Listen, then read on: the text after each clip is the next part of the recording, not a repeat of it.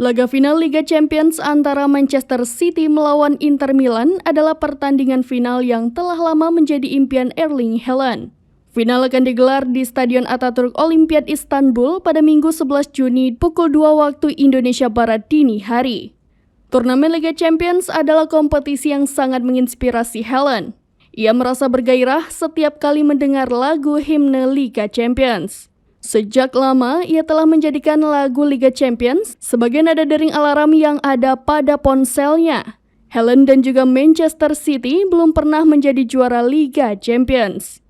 Haaland menargetkan membawa Manchester City meraih kemenangan Liga Champions atas Inter Milan. Dia memahami sepenuhnya bahwa kedatangannya ke Manchester City adalah untuk membawa Manchester City menjadi juara Liga Champions yang sangat didambakan. Haaland telah menjadi kunci untuk misi mereka ke final, di mana mereka menghadapi Inter Milan di Istanbul setelah musim pertama yang produktif di Etihad.